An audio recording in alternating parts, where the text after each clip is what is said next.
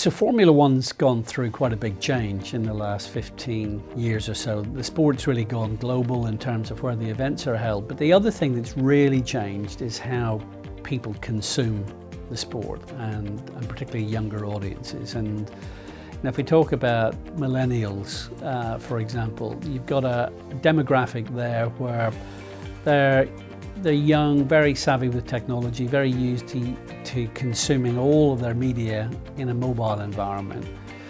And the business model of Formula One, really, which was developed in the 1970s, was all around television. And that has stood the test of time for, pretty well 35, 40 years. But now what we're seeing is a transformation, complete transformation, to do with how we package the sport for that millennial audience. And with the big change in Formula One itself, it's been a change of ownership. So Bernie Ecclestone, who created the old televisual model, has disappeared, and Formula One now belongs to an American entertainment media company, Liberty Media.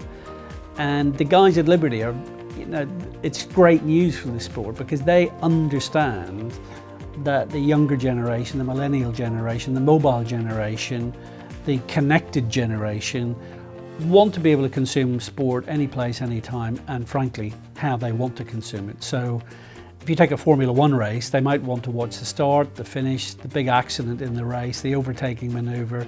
They can watch all of that maybe in 3 or 4 minutes. They don't need to watch a whole Formula One race to get the key highlights, and they're quite willing to pay for that, but the reality is they want to consume it in a way that's friendly for them.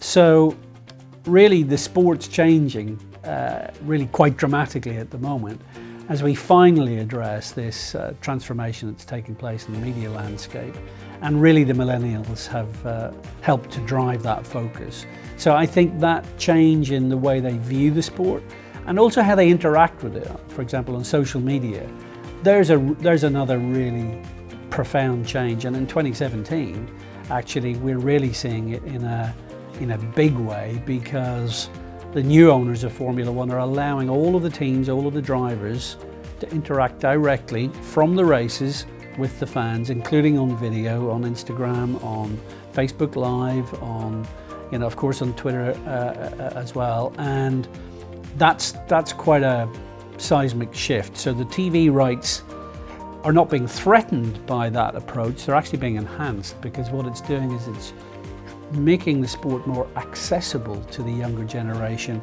And of course, when they get that great kind of 30-40 second clip from Lewis Hamilton directly, it makes them much more inclined to actually watch the sport in terms of the official broadcasting rights from the races, and to get much closer to it.